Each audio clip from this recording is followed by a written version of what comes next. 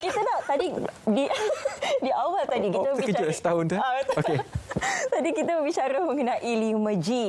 Jadi kalau ikutkan statistiknya baru 4.2% sahaja rakyat Malaysia yang menggunakan perkhidmatan 5G ini. Tapi ialah macam kita beritahu sebentar tadi ada 3 faktor dan alhamdulillah 2 faktor itu telah pun diselesaikan oleh kerajaan dan semalam pula pakej yang ditawarkan oleh KKD juga menyelesaikan masalah yang ketiga. Tetapi kini kita nak meningkatkan pula literasi mengenai 5G ini di kalangan rakyat. Literasi itu adalah kefahaman, orang kata kita nak educate, kita nak beri pengajaran kepada mereka apakah yang boleh digunakan dengan adanya teknologi 5G ni. Asal-asal orang tak faham. Sama je lain internet ni, cuma laju tak laju je.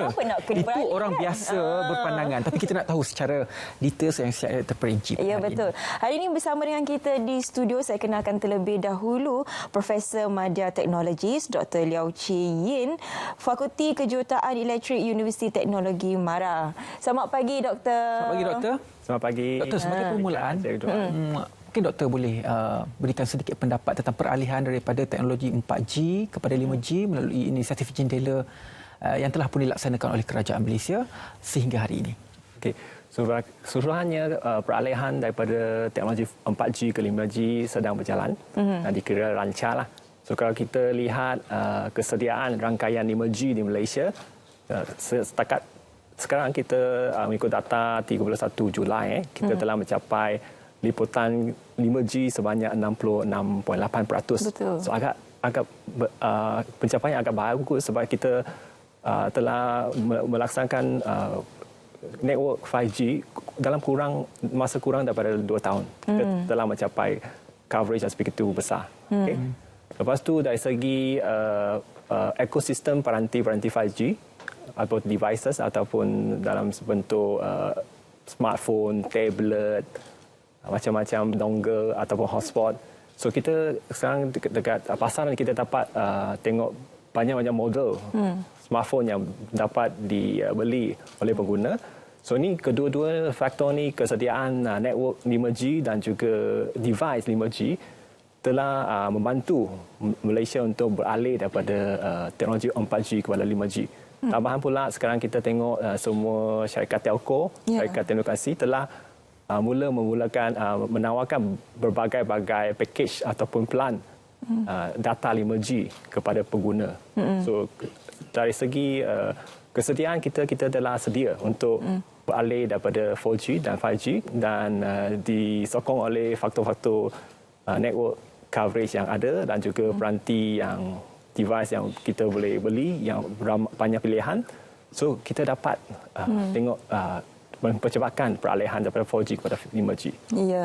Seperti mana doktor katakan tadi, kalau kita lihat kepada statistik kembali 4.2% sahaja rakyat Malaysia yang menggunakan perkhidmatan 5G.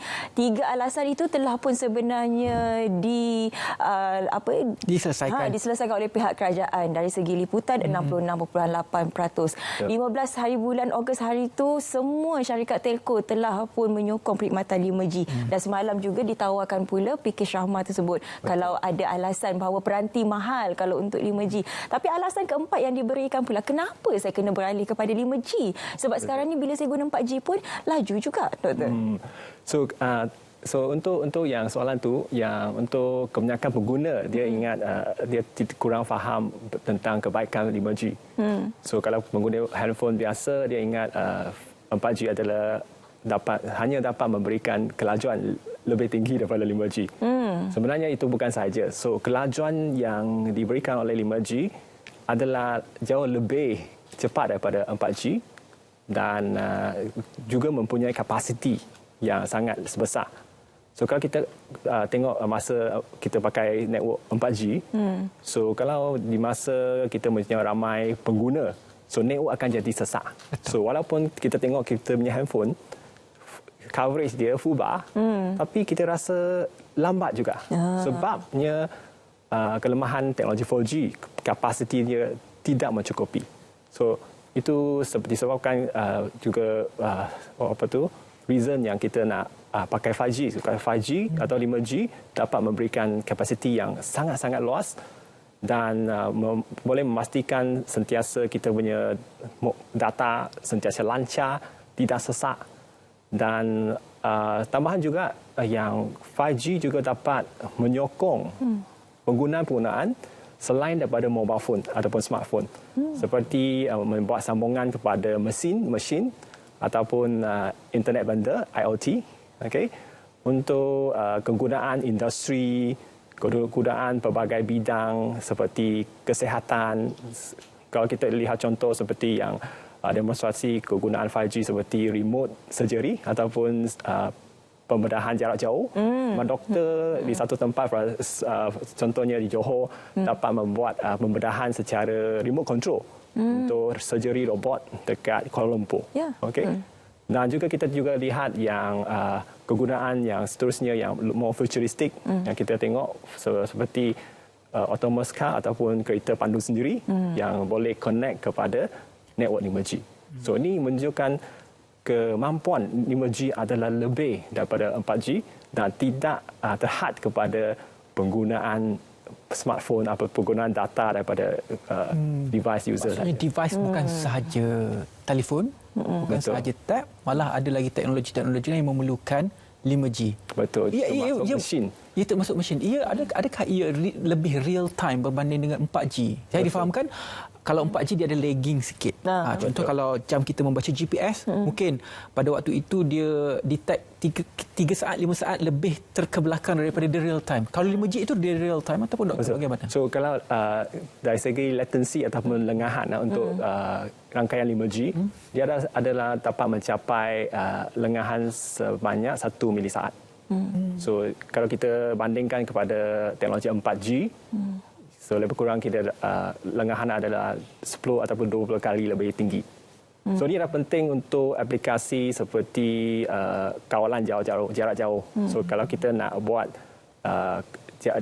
remote control robot seperti robot yang kita pakai dekat kilang, so kita perlukan rangkaian yang sangat real time ataupun boleh berjalan dengan dalam masa nyata, kontrol ke atau kawalan.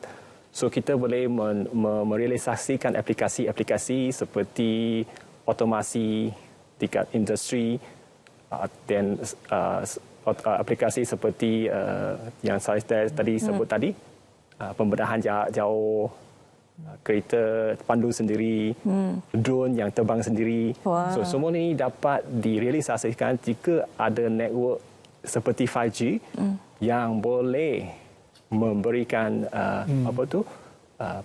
prestasi dari segi lengahan yang sependek 1 milisaat.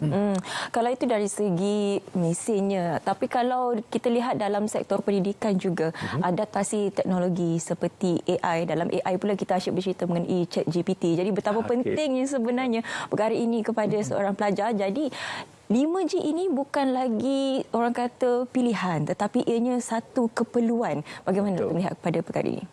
So 5G dengan kelajuannya yang tinggi dan juga prestasi yang real time, so kita dapat memanfaatkan teknologi AI. So sebab teknologi AI memerlukan data dan juga satu laluan data untuk kita berinteraksi dengan komputer yang berada di remote, okay, di jarak jauh. So dengan adanya rangkaian 5G, okay, kita boleh menggunakan AI sepenuhnya. Seperti kita boleh menggunakan handphone kita yang boleh connect dengan AI system. So kita membuat pembelajaran, kita boleh membuat aplikasi seperti AR, VR, dan kita juga secara terus supaya contoh kita membuat pembelian online, membeli belah online. So AI actually telah berada di belakang. So dia akan tengok apa barang yang kita minat. So dia akan customize, personalize produk-produk yang sesuai dengan pengguna. Ada juga yang berpendapat bahawa makin laju data yang kita gunakan, download ataupun makin laju dalam servis telefon kita ini, dia akan makan lebih banyak bateri ataupun tenaga kepada sesuatu device tersebut. Mungkin secara kesan negatifnya kalau kita boleh lihat, dia akan memberi kesan kepada penggunaan tenaga yang berlebihan. Okey. Bagaimana pula doktor? So ini tidak berlaku dalam rangkaian 5G kerana bila rangkaian 5G dibangunkan, so dia dapat mengurangkan penggunaan tenaga. Kecepatan tenaga penggunaan untuk rangkaian 5G adalah amat rendah, sangat rendah dan lebih rendah daripada 4G. So untuk sebagai contohnya, kalau kita download data yang sama, saiz yang sama menggunakan network 4G dibandingkan 5G, so penggunaan tenaga adalah lebih rendah dan lebih efisien jika kita menggunakan 5G. So tidak betul kalau kita cakap kalau kita pakai 5G ataupun teknologi macam ni yang cepat dan dia akan makan lebih banyak bateri. Kefahaman masyarakat sebab dulu daripada 3G kepada 4G makin laju telefon ataupun kita punya line telefon tu kan cepat habis bateri ke? Bateri kan. Oh, okey. Lagi-lagi kalau tempat ramai orang. Telefon cepat panas. Kalau hari raya. Kalau hari raya. Kalau baru Cina tempat berkumpul orang bercuti, telefon akan jadi panas, nak hantar mesej tak dapat. Itu yang berlaku dalam rangkaian 4G lah. Pengalaman. Tapi itulah bila kita menyentuh mengenai peranti, ialah semalam memang pun YB Fahmi Fazil dah pun mengumumkan mengenai package-package, maksudnya ada juga peranti yang ditawarkan dengan harga yang rendah. Tapi itulah kalau kita lihat kepada kehendak masyarakat sekarang ini yang mahukan model tertentu sahaja untuk mendapatkan liputan 5G ni, bagaimana sebenarnya boleh kita merealisasikan impian mereka agar mereka ini boleh berubah kepada rangkaian 5G ni? Okey, so salah satu sebab mereka belum dapat menikmati servis 5G kerana mereka belum ada handphone ataupun telefon pintar yang boleh support. So I think macam Safika cakap tadi, ada yang inginkan model-model tertentu tapi harganya agak mahal dan tidak mampu milik. So I think inisiatif yang boleh dijalankan oleh syarikat-syarikat telco, for example, syarikat telekomunikasi, dia boleh menawarkan subsidi untuk lebih banyak model atau lebih banyak model berlantik ataupun device, so that dia punya pengguna dapat memilih, dan pada masa yang sama dia boleh menggunakan beban pengguna. So disebabkan kalau ada subsidi daripada syarikat telekomunikasi, so cost device akan jadi rendah, so lebih mampu dimiliki. So pengguna akan lebih minat untuk bertukar ataupun membeli device baru. Dan satu lagi cara, mungkin boleh adakan program trade-in. So mungkin telefon lama je masih boleh pakai. So dia boleh adakan program recycle ataupun trade-in. So kita bagi handphone lama, okey, tolak berapa harga. So dia kurangkan cost. So dengan inisiatif-inisiatif macam tu, saya yakin bahawa lebih ramai pengguna akan bertukar kepada 5G. Idea yang sangat menarik. Tengok dulu kita punya peranti, rasa kalau tolak okey lagi laku. Boleh laku lagi walaupun retak di belakang. Retak boleh kalau boleh pakai lagi. Yang penting dalam tu okey. Boleh trade-in lagi. Akhir doktor, mungkin dari perspektif seorang pendidik untuk melihat teknologi kita terus berkembang dan juga kita merapati negara-negara maju yang lain. So kalau kesediaan teknologi 5G di Malaysia membuka peluang kepada rakyat Malaysia untuk mengambil bahagian dalam teknologi digital. Sebagai contoh, kita boleh menggalakkan usahawan tempatan untuk membuka startup company ataupun mengeluarkan produk-produk yang lebih inovatif menggunakan teknologi terkini seperti 5G, AI dan sebagainya untuk menyelesaikan masalah-masalah yang sedia ada di Malaysia dan juga di luar. Okay? So dari segi pendidikan, terutamanya penggunaan teknologi-teknologi seperti yang mention tadi, AR, VR adalah sangat berguna. Terutamanya dia dapat merapatkan jurang di antara pelajar di bandar dan juga luar bandar. So tidak kira di mana-mana pelajar tersebut berada, so dengan fasiliti seperti 5G dan AR VR, pelajar dapat mengalami ataupun experience pembelajaran yang imersif. Tidak kira tempatnya, tidak perlu berada di kelas di mana-mana saja. Seperti yang pada bulan 2 tahun ini UTM kita kerjasama dengan syarikat Ericsson dan juga DNB, kita membuat satu demonstrasi pencerahan secara jarak jauh daripada UTM KL kepada University of Kertin dekat Miri. So di mana pensyarah berada di UTM dan student-student dan pelajar-pelajar berada di Miri secara real time. So pelajar pakai goggles AR VR, so dapat menikmati kelas yang lebih interaktif secara real time. Oh, menarik. Secara real time.